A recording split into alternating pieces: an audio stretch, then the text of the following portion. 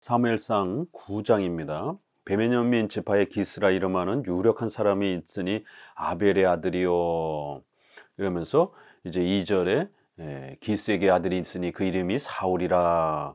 이러면서 3절에 사울의 아버지 기스가 암나기를 잃고 그의 아들 사울에게 이르되 너는 일어나 한 사환을 데리고 가서 암나기를 찾으라 하매, 이제 하나님께서는 새로운 왕을, 또 백성들의 요구에 따라서 새로운 왕을 세우기 위하여 놀라운 섭리가 작동이 됩니다. 9장 10장에서는 우리가 구약에서 배울 수 있는 하나님의 그 섭리의 역사가 어떤 방식으로 이렇게 진행이 되는지를 아주 놀랍게 배울 수가 있습니다. 특별히 우리가 웨스트민스터 이제 우리의 신앙 고백 5장 1항에 보게 되면 만물의 창조자이신 위대한 하나님께서는 자기의 가장 지혜롭고 거룩하신 섭리로 정확무오한 예지와 자유롭고 변함없는 자기 뜻의 결정을 따라 자신의 지혜와 능력과 공의와 선함과 자비의 영광이 찬양받도록 가장 큰 것에서 가장 작은 것에 이르기까지 모든 피조물과 행위들과 일들을 보존하고 인도하고 처리하고 통치하신다. 그리고 이제 2항에 제1원인이신 하나님의 예지와 작정대로 만물은 변함없고 틀림없이 발생하지만 동일한 섭리에 의해 하나님께서는 만물이 제2원인들의 성질을 따라서 필연적으로 자유롭게 우연적으로 일어나도록 정돈하셨다. 이렇게 해서 하나님이 우리 인간을 어떻게 통치하시는가, 이럴 때 오순절파 은사주의자들은 직통계시, 예언, 방언 뭐 이런 걸 주장하지만 우리 장로교는 섭리는 보존, 협력, 통치, 이렇게 조직신학에서 세 개로 소개를 하고 신조에서는 필연적으로 보존, 창조 질서를 보존하는 방식으로 그 필연적인 창조 질서를 따라 우리를 통치하시는 겁니다. 배가 고프면 밥을 먹어야 되고, 또 우리가 아프면 병원에 치료를 받아야 되는 이러한 필연적으로 보존하는 창조 질서가 있고, 두 번째는 보존, 협력, 신조에서는 자원함으로 인간은 인격을 가지고 있기 때문에 인격적인 이러한 판단을 통해서 선을 선택하고 악을 선택할지를 결정하면서 하나님의 뜻을 분별하고 우리의 도덕적이고 인격적인 그러한 선택을 해야 된다는 것입니다. 이런 인간의 선택을 사용하셔서 빌립보서 2장 13절에 있는 것처럼 하나님은 자신의 뜻을 우리 마음의 소원을 일으키는 방식으로 역사한다. 이렇게 하나님의 절대적인 작정과 계획이 인간의 마음의 소원을 사용해서 이루어 가시는 그런 신비로운 작동으로 역사한다라는 거예요. 그래서 자원하는 마음으로 우리는 열심히 성경을 읽고 분석하면서 하나님의 뜻을 판단하고 살피는 겁니다. 이러한 인간의 의지를 수단으로 사용하는 협력의 방식으로 하나님께서 역사를 이끌어 가신다라는 겁니다. 그래서 우리는 매사에 옳고 그름에 대해서 반드시 성경을 통해서 또 일반 은총을 통해서 예리하게 분석하고 판단하고 선을 선택하도록 노력해야 되는 겁니다. 마지막은 통치, 우연적으로 이렇게 앞부분은 간접적인 거면 뒷부분은 직접적인 것으로 하나님이 또 역사에서 직접 개입하셔서 기적적인 그런 방식으로 어떤 일을 막기도 하고 또 어떤 일을 또 열어주시기도 하는 이런 역사가 있는 겁니다.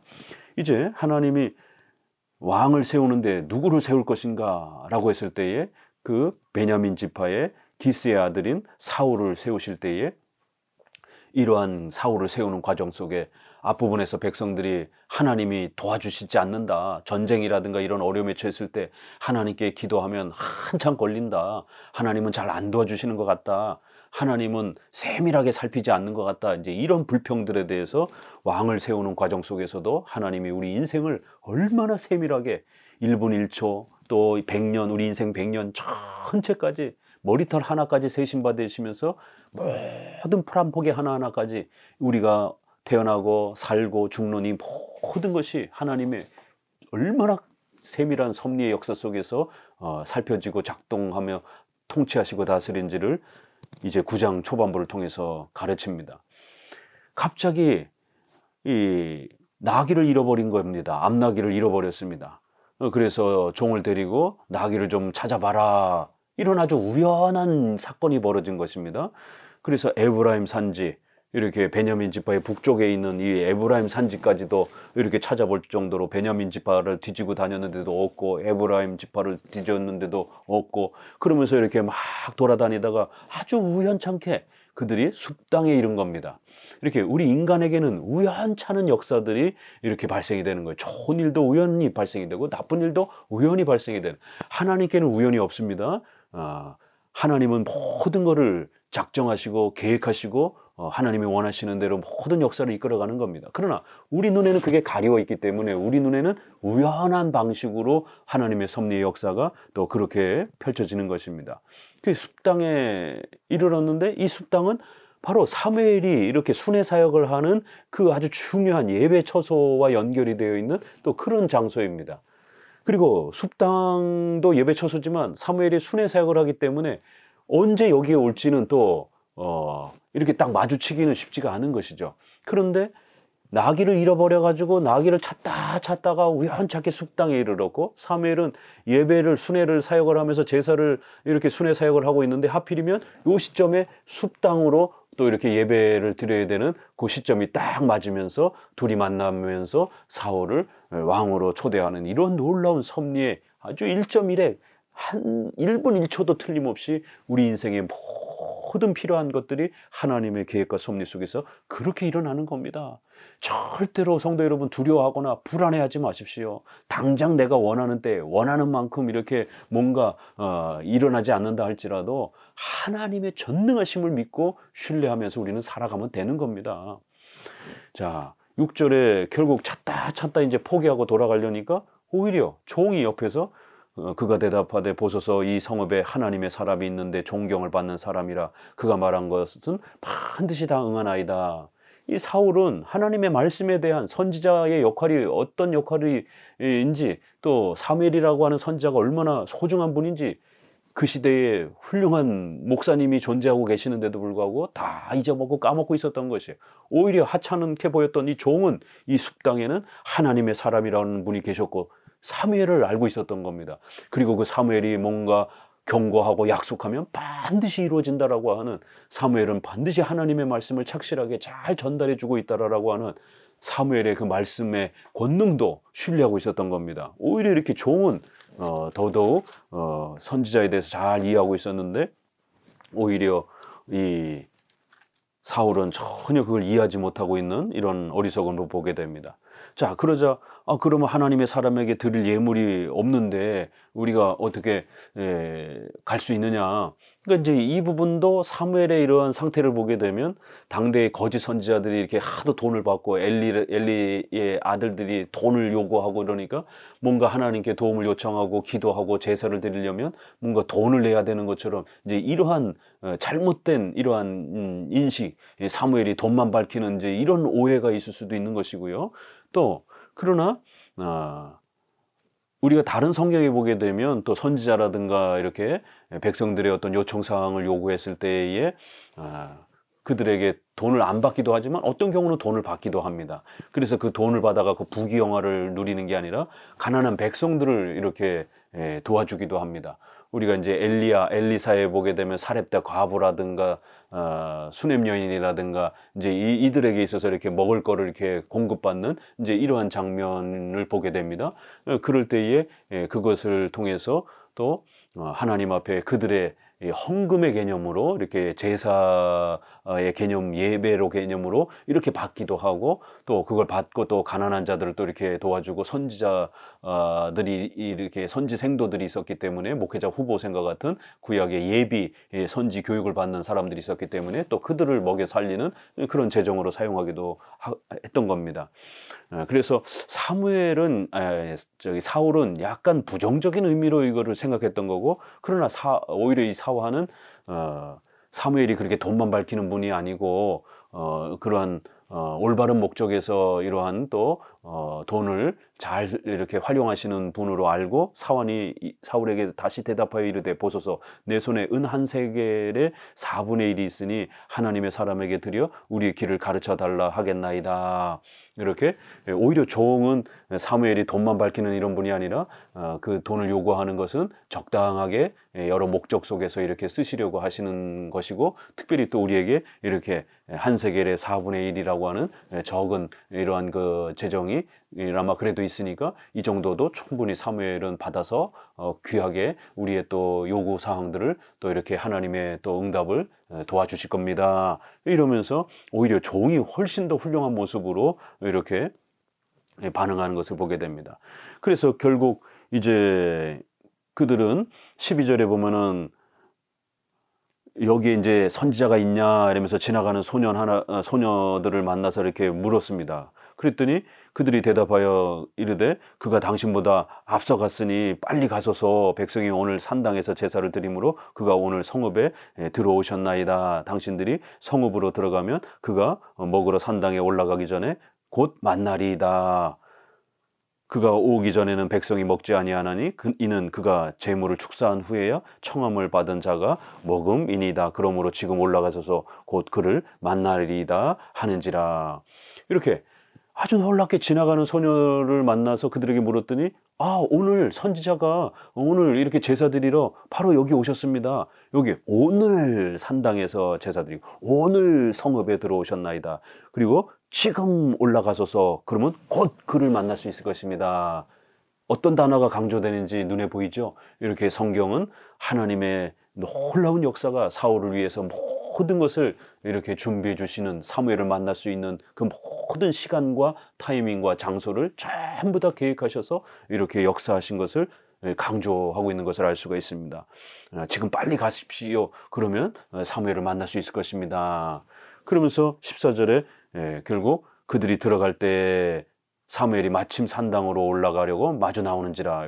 들어갈 때에 마침 사무엘이 올라가면서 이렇게 마주오는, 이렇게 인간의 발걸음 하나하나, 장소의 이동 하나하나, 그리고 그들의 판단 하나하나, 또 지나가는 이렇게 소녀들을 만나서 물어보는 그러한 그 우연찮은 이런 사건들 하나하나, 이 모든 것이 하나님의 위대한 놀라운 섭리와 계획 속에서 이렇게 일어나는 겁니다.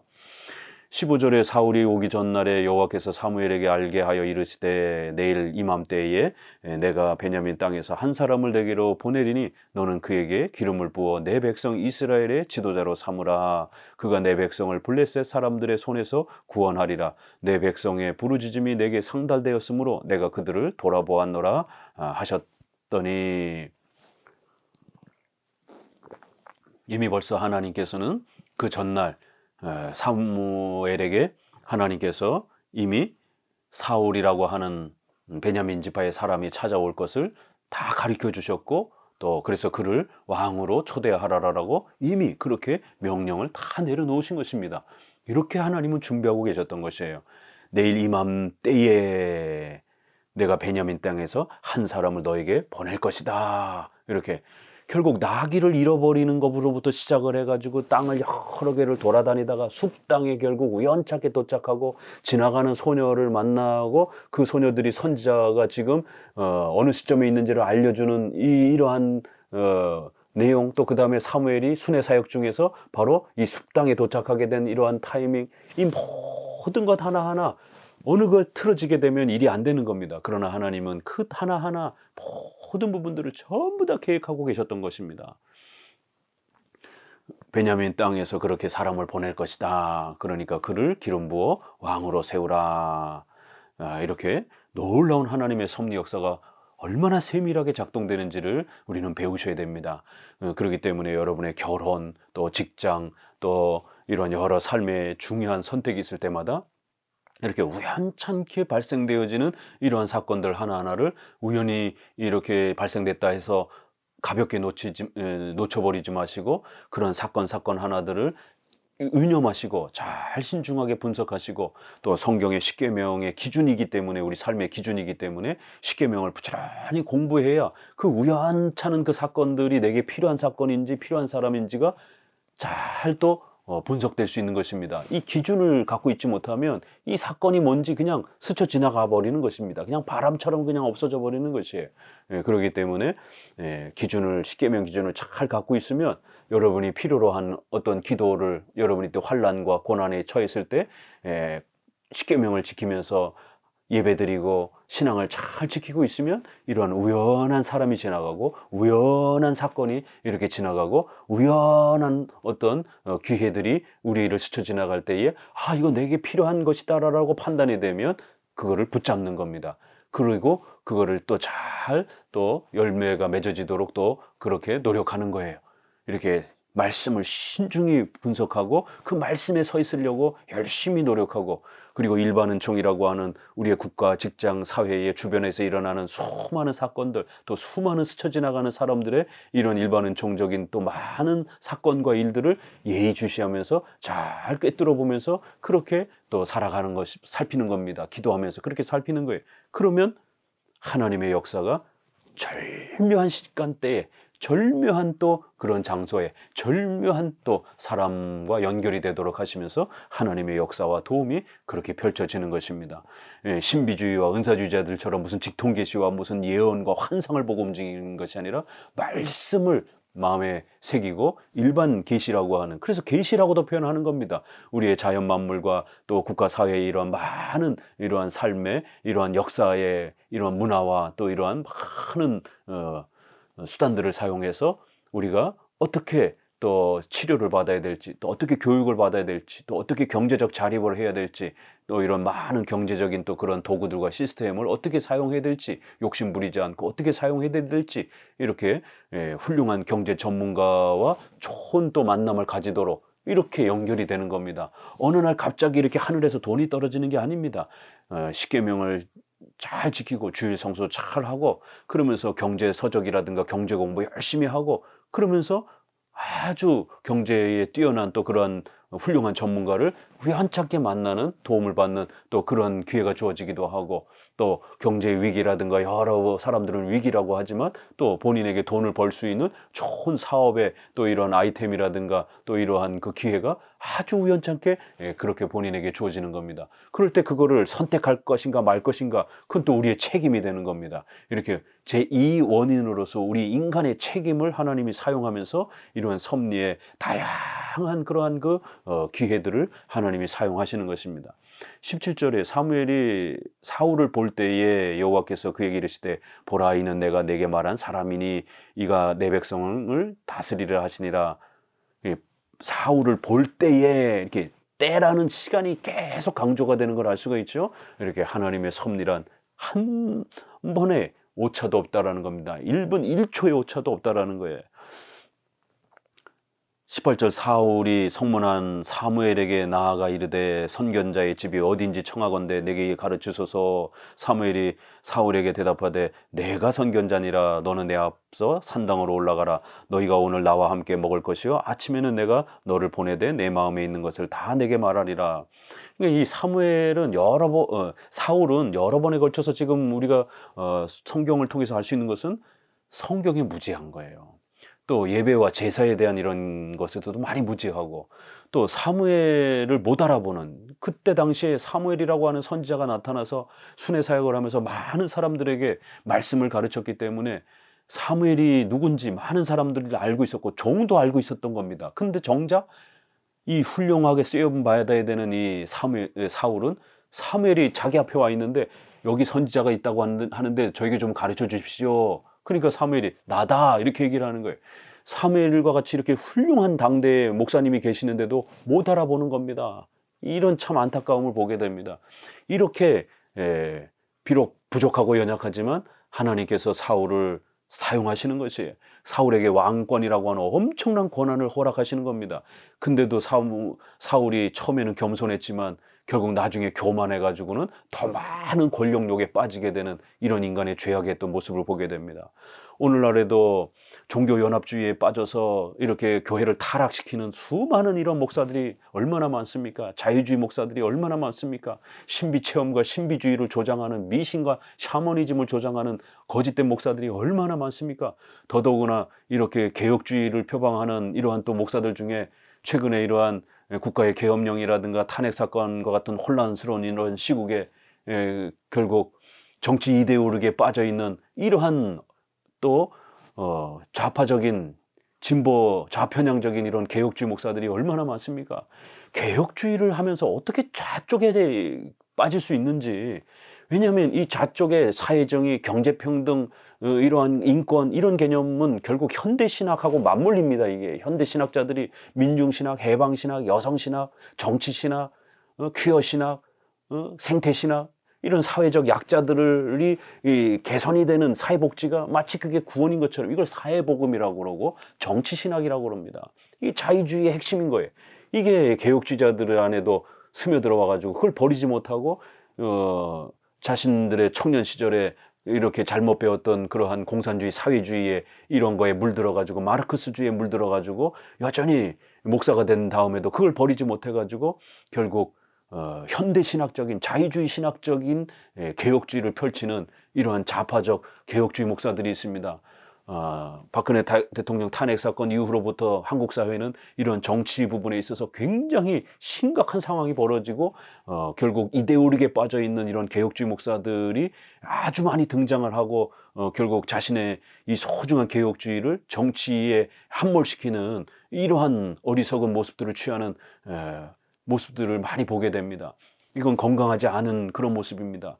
개혁주의는 신앙에서도 보수요, 윤리면에 있어서도 일부 일처제, 이런 국가 사회 질서의 복종과 질서, 이런 아주 보수적인 인류가 지켜왔던 그런 전통적인 그 관습과 도덕 규범을 이렇게 십계명하고도 이렇게 연결되어 있기 때문에 이러한 부분들을 도덕 개념을 오랜 세월 동안 지키는 보수적 성향이 강합니다. 그러다 보니까 보수적 정치 성향하고 이렇게 방향성이 같은 겁니다. 우리가 보수 정부를 기독교적 정부이기 때문에 옹호하는 그런 개념이 아니라 이들의 그러한 정치 철학이 기독교의 십계명의 윤리와 같은 방향을 향하고 있는 거예요. 또 교회의 눈치를 또 많이 보고 있는 겁니다. 동성애라든가 이러한 그 급진적인 이러한 사회 윤리를 강조하는 쪽은 진보 정당이고 민주당입니다.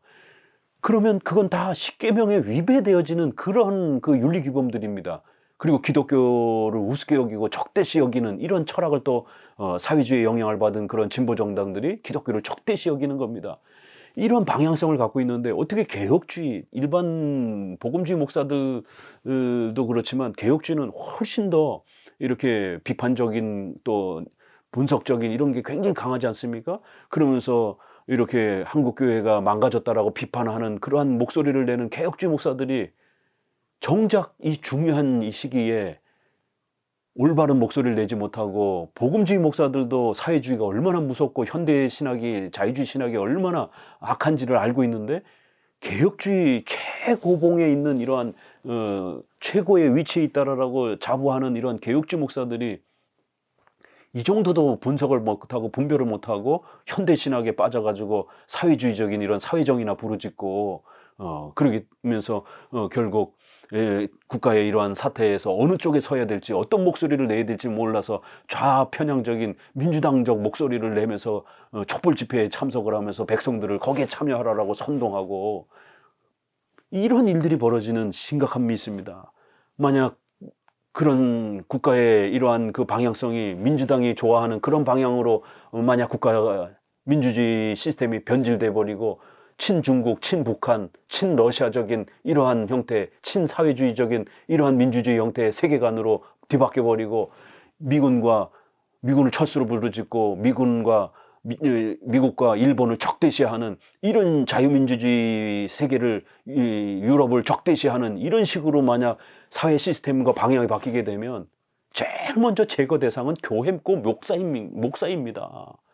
우리가 교회 역사 속에서 6.25 전쟁이라든가 수많은 공산주의와 민주주의의 전쟁을 보았지 않습니까? 베트남에서도 그렇고 제일 먼저 제거하는 건 사상을 영향을 끼치는 목사, 교사, 철학가 이런 사람들이 제거 대상입니다. 사회주의 세상에서는.